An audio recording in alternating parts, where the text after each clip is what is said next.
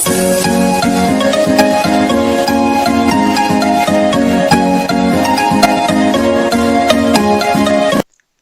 Guys and welcome to another chapter of Excel academy. तो इस chapter में हम बात करेंगे एक्सेल के कुछ टेक्स्ट फंक्शंस के बारे में। तो जैसा कि आपको स्क्रीन पे विजिबल होगा, हमने एक्सट्रीम लेफ्ट साइड पे जो लिख रखा है, जैसे जॉइन स्ट्रिंग है, left, right, mid, length, find and substitute. तो ये वो 7 फंक्शंस हैं जो कि टेक्स्ट से रिलेटेड होते हैं, जिसके बारे में हम इस चैप्टर में डिस्कस करेंगे। तो सबसे पहले हम बात करते हैं जॉइन स्ट्रिंग के बारे में। तो जैसा कि आपको नाम से ही अंदाजा लग रहा होगा कि इसका काम है दो स्ट्रिंग्स को ज्वाइन करना। जैसे हम यहाँ एग्जाम्पल के तौर पे देख सकते हैं कि हमारे एक सेल में जो वैल्यू है दैट इज हेलो, और दूसरे सेल में जो वैल्यू है वो है एक्सेल। तो अगर हम ये चाहते हैं कि ये जो दोनों वैल्यूज हैं ये एक ही सेल में आए, तो उसके लिए हम जॉइन स्ट्रिंग का यूज करते हैं। तो उसको इस्तेमाल कैसे करना है, आपने सिंपल इज इक्वल टू लिखना है और जो पहली सेल वैल्यू है उसको सेलेक्ट करना है, जो कि हमारी यहाँ पे E5 में है। फिर हम एम्परसेंड का साइन देंगे, राइट। उसके बाद हम इन्वर्टेड कॉमास में एक स्पेस देंगे, क्योंकि अगर दो स्ट्रिंग ज्वाइन होगी तो बीच में एक स्पेस भी होना जरूरी है। फिर से हम एम्परसेंड का साइन देंगे और हम अपनी नेक्स्ट वैल्यू को सेलेक्ट करेंगे एंड वी प्रेस एंटर। जैसे ही आप एंटर प्रेस करोगे आप देख सकते हो कि ये जो हेलो एक्सेल यहाँ पे आपको दो अलग सेल्स में दिख रही थी, यहाँ पे ये दोनों एक ही सेल के अंदर आ जाती हैं। हम इस चीज को एक और तरीके से कर सकते हैं। इसके लिए एक और फॉर्मूला होता है एक्सेल में जिसका नाम है कॉनकैटिनेट। तो उसमें समझते हैं हम कैसे करेंगे।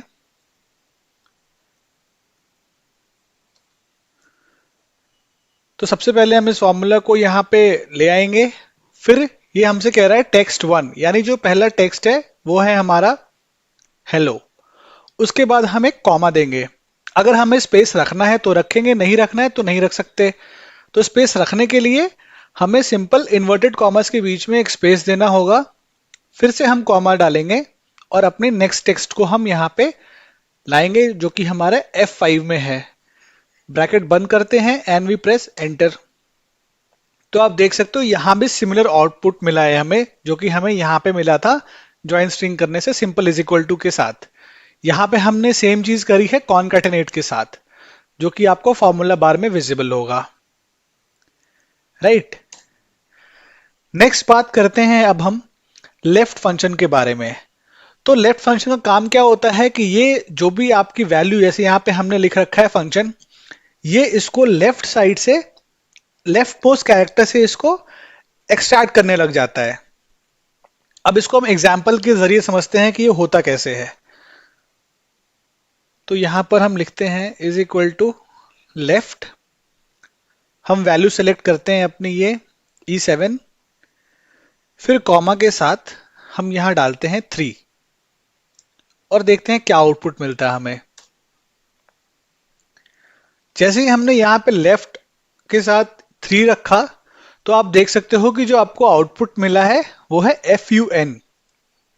तो लेफ्ट फंक्शन क्या करता है कि लेफ्ट साइड से जो भी आपकी वैल्यू है, आप जितने भी नंबर्स यहां डालोगे उस लेंथ तक कट करके आपको रिफ्लेक्ट करा देता है। जैसे हमने यहाँ 3 रखा है, तो आप लेफ्ट साइड से देखो FUN, जो कि शुरुआत के 3 लेटर्स हैं, उसको यहाँ पे इसने हमें शो कर दिया। अगर यहां पर हम इसे 5 कर दें तो देखो n तक 3 था, उसके बाद 2 और वैल्यूज इसने हमें यहां पे दे दी हैं।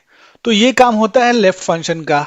सिमिलरली ये सेम काम राइट साइड से होता है, वो हम करते हैं राइट फंक्शन के थ्रू, जिसका फॉर्मूला बिल्कुल सेम है।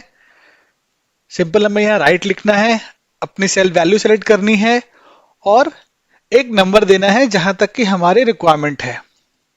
हमने फिर से 3 दिया है, तो लास्ट के आप देखो ION, जो कि राइट साइड से 3 लेटर्स हैं, उसे इसने ट्रिम करके आपको आउटपुट में यहाँ पे दे दिया है।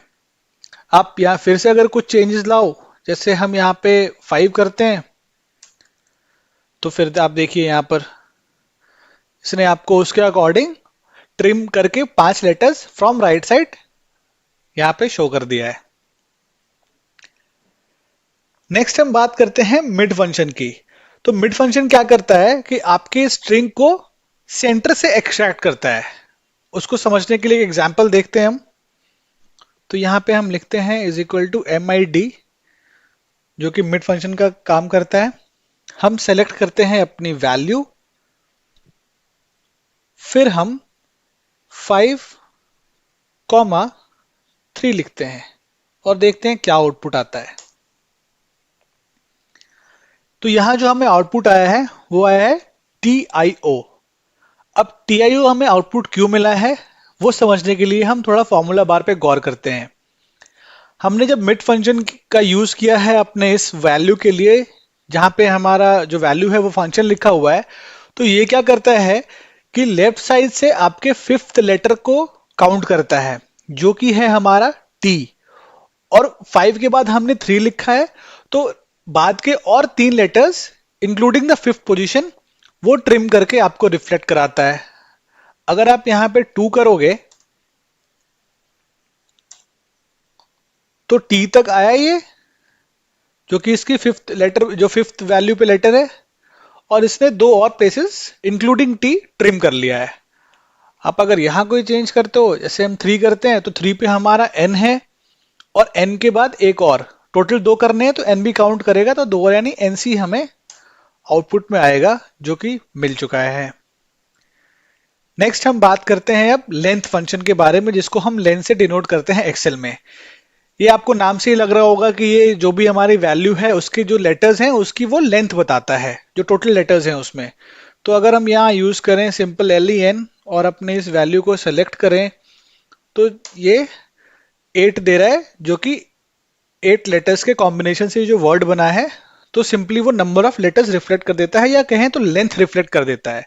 अगर इसे हम थोड़ा शॉर्ट कर दें तो आप देखो ये 5 हो गया। तो जो भी आप वैल्यू डालोगे ये उसके लेंथ को आपको आउटपुट में देता है। नेक्स्ट जो हम बात करते हैं फाइंड के बारे में। तो फाइंड क्या करता है कि आप किसी भी स्ट्रिंग में कोई भी स्पेसिफिक वर्ड या मतलब लेटर आप फाइंड कर सकते हो कि वो उस चीज में है या नहीं। समझने के लिए एक एग्जांपल का हम देखते हैं। फाइंड, हमें फाइंड किस में करना है, तो E15 में। उसके पहले हम ये डालते हैं कि हमें फाइंड करना क्या है। लेट्स से हमें T फाइंड करना है फॉर एग्जांपल, और कहां पे करना है वो है हमारा E15। आपको जो भी लेटर फाइंड करना हो आप उसको हमेशा इन्वर्टेड कॉमर्स में रखना, एंड वी प्रेस एंटर। तो वैल्यू आती है 5। तो अगर आप यहां ध्यान से देखो तो 1 2 3 4 फिफ्थ पोजीशन पे T है। तो इसने हमें बताया है कि हम जो फाइंड कर रहे हैं लेटर T, वो इस वाले स्ट्रिंग के फिफ्थ पोजीशन पे है। अगर F करोगे आप तो आपको ये 1 देगा। सॉरी, हमने कैपिटल यूज किया है, आपको केस का ध्यान रखना है। हमने यहाँ पे कैपिटल F यूज किया है तो इसने हमें 1 दिया है। क्लियर। नेक्स्ट हम बात करते हैं सब्स्टिट्यूट फंक्शन के बारे में। तो सब्स्टिट्यूट फंक्शन क्या करता है कि रिप्लेस कर देता है। जैसे आपके स्ट्रिंग में जो वैल्यूज हैं आपको चाहिए कि वो किसी एक अलग वैल्यू से रिप्लेस हो जाए, उसके लिए हम सब्स्टिट्यूट का इस्तेमाल करते हैं। तो उसको समझने के लिए हम इससे पहले एक ही सेल में डाल लेते हैं, क्योंकि अलग सेल में रहेंगे तो फिर सब्स्टिट्यूट हम करेंगे कैसे। तो अब हमारे यहाँ एक ही सेल में जो वैल्यू है वो है हेलो एक्सेल। अब हम इस पे सब्स्टिट्यूट लगाते हैं। तो हमें सब्स्टिट्यूट करना किसका है, E17 पे जो हमारी वैल्यू पड़ी है उसका। और अब जिस चीज का सब्स्टिट्यूट करना है आप वो यहां इन्वर्टेड कॉमर्स में टाइप कर लो। जैसे सपोज हमें यहाँ पे हेलो को सब्स्टिट्यूट करना है और हम हेलो की जगह क्या डिस्प्ले कराना चाहते हैं, हाय। इसे भी हम इन्वर्टेड कॉमर्स में रखेंगे क्योंकि स्ट्रिंग है। और जैसे आप प्रेस करोगे एंटर, अब यहां देखो आपको जो नई वैल्यू आ रही है वो आ रही है हाई एक्सेल, क्योंकि इसने हेलो को रिप्लेस कर दिया है हाई से, जो कि हम सब्स्टिट्यूट फंक्शन के थ्रू करते हैं एक्सेल में। आप यहाँ पे एक्सेल को भी कर सकते हो।